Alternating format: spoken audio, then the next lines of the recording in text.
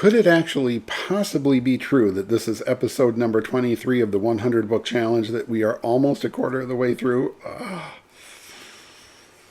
want to buy books again. But I don't know. I set this goal for myself, this challenge for myself. No one else cares, let's be honest. It's nobody, But I want to feel like I can do stuff like that, right? That there's a measure of kind of, what are we going to call that? Willpower, self-control, to not just spend dollars a year on books, and they just keep piling up and piling up. But this is not what I'm here to talk about today. I'm here to talk about The Ladies Not for Burning by Christopher Fry. Yeah, I read plays. But you don't read plays?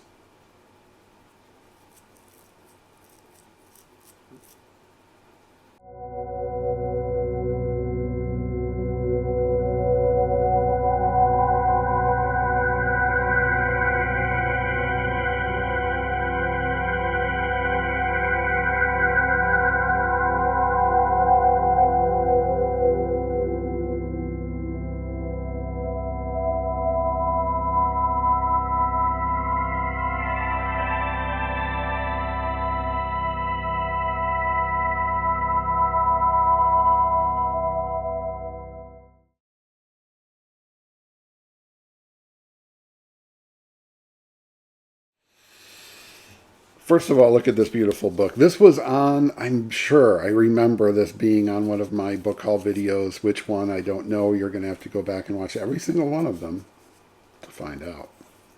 You're welcome. Just this very, very old book. This is the 1951 edition of this Oxford University Press publication. Here we are. And yeah, 8th printing, 1951. There we go, for those of you collectors out there who want to know. Look at this dust jacket, though, yeah? One might say, if one were like, say, an antique book dealer, that there are some condition issues with the dust jacket. How about this one, right? Look at this. I'm not even kidding you. The mother of all sun fading. Look at that. That spine is just murdered by sunshine and probably cigarette smoke. Don't smell books, it's gross on TV, but books, by the way, old books are the greatest smell in the world. So I'm doing it anyway. Lovely. This is what this was all just one color all the way around. And now the spine is that. It's crazy. So you know me, I'm a collector of books that I want to read.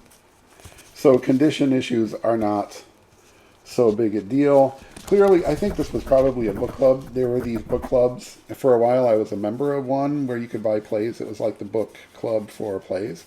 I have a bunch of them downstairs in sort of the main library. Or there was maybe a price up here that was trimmed off for some reason, and then somebody thought for some reason that needed to go. We don't know why.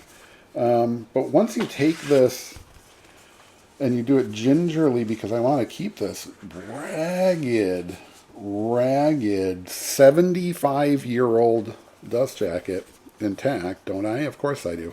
Inside, the book's in remarkable condition. Of course there's discoloration to the pages.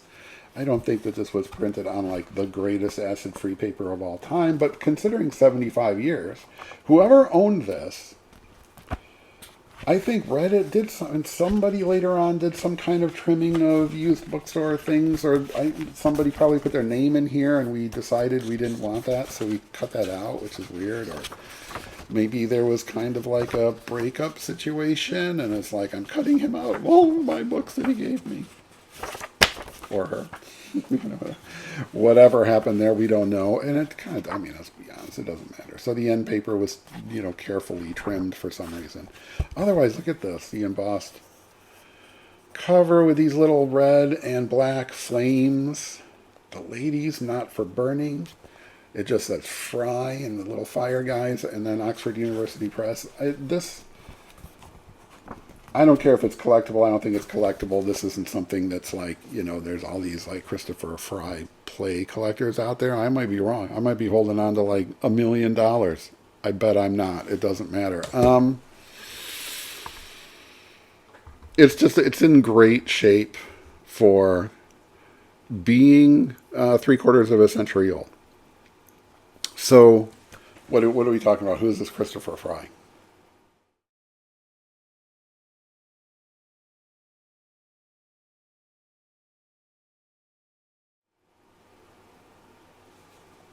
There he is.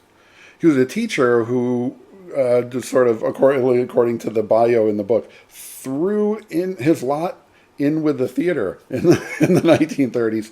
Then, of course, there's World War II, so And so it wasn't really until after the war that he really started writing plays and having plays produced. More than a year for a while there in the sort of late 40s. The Ladies Not for Burning was first produced in 1940. Was it 1948? So this was a new play, relatively, right? Really, new play when this was published for the first time. This has copyright 1949, 1950 by the Oxford University Press. Again, 8 printings later in 1951 was this one. So just a few years. So this was something that was still being, that might be seen out there. London, New York, wherever. Fine plays are staged.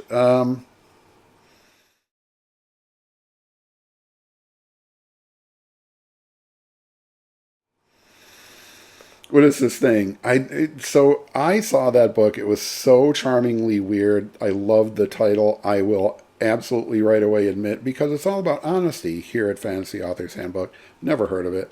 Never heard of Christopher Fry, right?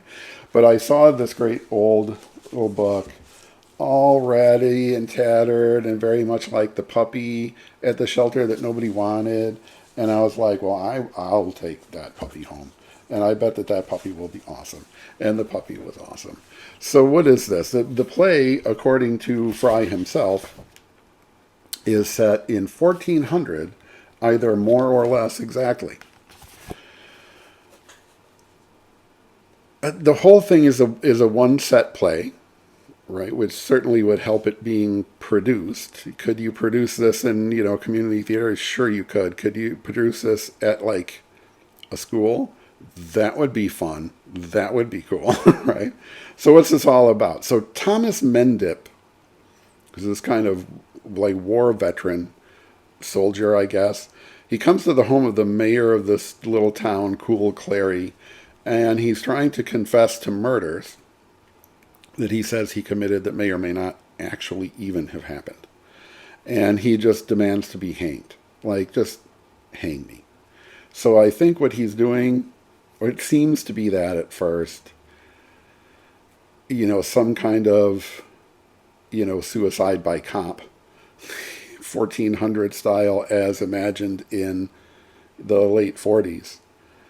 A time, by the way, full of people who had all over Europe and certainly in England, certainly, in bombed out London, a spectacular degree or sort of epidemic level post-traumatic stress disorder that certainly had to inform this, right? Anyway, so there's Thomas. He's working through some stuff and not necessarily in a positive way. At the same time, there's this fight going on between these two brothers. That's, is it Nicholas or Richard? Richard and Humphrey? How do I not remember that? It doesn't matter. Right? Nicholas and Humphrey. Nicholas and Humphrey. It's a small cast. I should really have remembered this. They're arguing over who gets to marry the lovely young Alison. I think she's originally, she's originally sort of betrothed to Humphrey, but Nicholas is like, but I love her. She wants me better, or she likes me better. So it becomes that. So this sort of just sort of comes into the mayor's house. The mayor at first isn't even there. It's Richard, who sort of works for the mayor, is trying to juggle all this stuff. Like, this Thomas guy, I think we think he's nuts. He's saying he murdered somebody, or murdered two people, and he wants to immediately be hanged. Let justice be done, though the heavens fall, kind of thing. This gets everybody around the mayor all in a tizzy. Nicholas and Humphrey's mother shows up. She's all betwixt and between about which son is going to marry this young woman. And somehow, over the course of this, talking about, can you just come to the mayor's office and demand to be hanged? There's a question for the ages.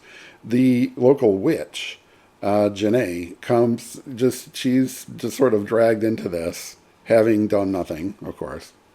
Having not actually been a witch, because those are pretend, is, while Thomas is literally begging, please execute me, she's just summarily sentenced to be, killed, to be executed, to be burned at the stake as a witch. And meanwhile, Thomas continues to say, like, yeah, no, she seems great, actually. Meanwhile, I'm a terrible murderer, and it's time to just get things going with me, right? That's more or less the setup. And it seems, or does it, kind of like a simple thing? It seems maybe a little simple. Find out if this murder actually, or these murders actually happened. Find out if Thomas actually did that. Is he nuts? Whatever. Do some kind of inquiry as to whether or not Janae is anything other than just, independent woman, heaven forfend. And this thing just goes for what seems to be this kind of comedy of misunderstanding, though certainly with the witch trial angle, which is not super hilarious, to be honest. I don't know. Here's what I came up with right after I finished reading it on Goodreads. A strange and fascinating dark comedy that, in a small package, manages to conjure, deconstruct, and finally release into the wild such petty concepts as the existence and nature of God, the inherent silliness of religion, nascent feminism, romantic love, familial loyalty, mental illness, superstition, mob mentality, classism, and suicide. That's a lot.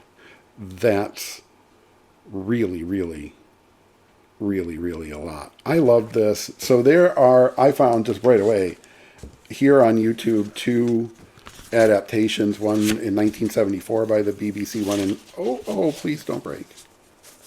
Live. This is live. It's all happening live. It's not. It's being recorded on my iPhone.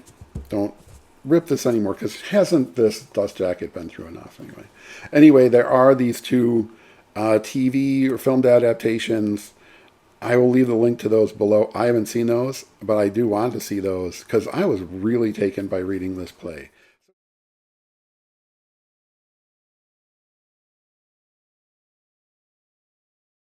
So here's a question I can put out there to y'all, because the comments are open. You see those down here? I'm looking down. If you're looking on like a computer, they're down here. If you're on their TV, I don't know where they are.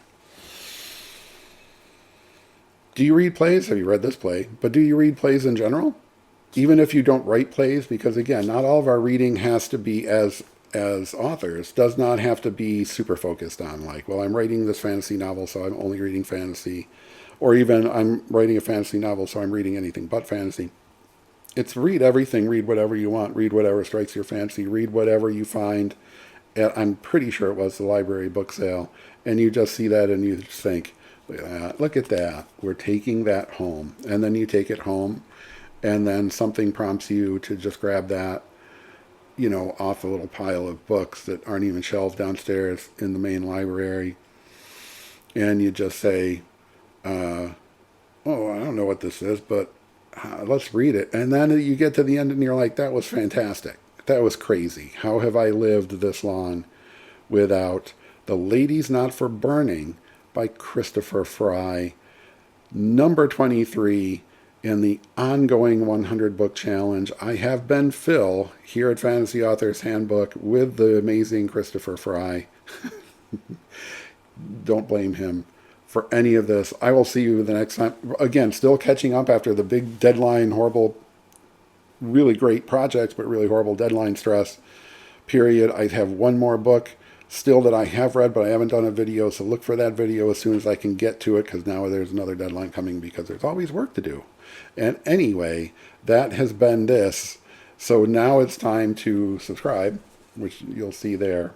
And then you watch this algorithmically chosen other video from me. And I will see you very soon next time with, at the very least, number 24 in the 100 book challenge, which is a good one, which is really interesting. You'll want to come back for this. You'll want to come back for all of them.